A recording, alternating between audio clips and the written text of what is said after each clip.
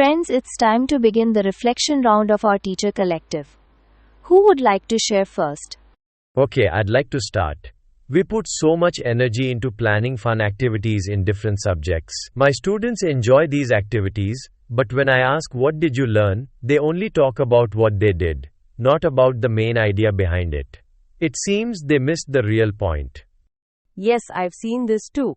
Last week, our grade 3 learning outcome was for students to understand and use analog and digital clocks for reference and prediction. I asked my students to guess how long it would take to sing a song together. They made their guesses, then one group sang, while the other group watched the clock and counted the ticks of the minute's hand, after which we discussed the answers as a whole group. But when I asked, what did we learn today? Many children said they had fun singing the song. Some mentioned watching the clock or counting the ticks. Only a few talked about using the minute's hand to check if their guess was correct. Most didn't really connect the clock to finding out how long the activity took. This is a common challenge. Earlier I also struggled with this.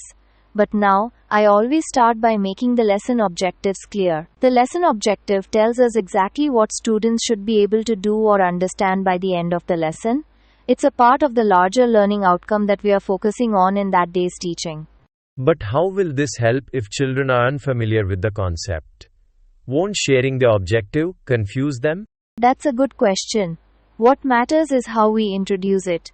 Before the main lesson, I began with a quick label the clock game to activate prior knowledge.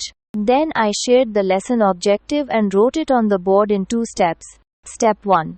Children, today we are learning about using clocks to help us predict the time for different activities.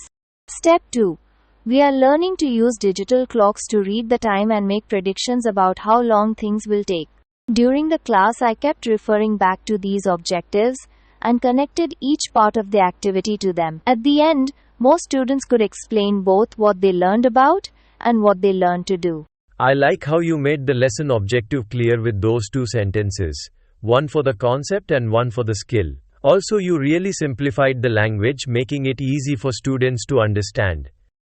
This is putting the theory of self-regulated learning into practice. This research says that when students know the learning goals, they are better at planning, checking their own progress, and becoming more independent.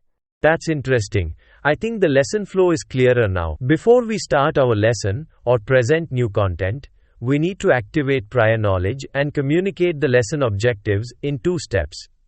What students are learning about and what they are learning to do. We need to revisit the lesson objectives during and at the end of planned activities. Yes, and the more we do this, the more students start to set their own goals and become active in their learning. It's a small change, but it has made a big difference in my classroom. I'm sure your students will benefit from it too.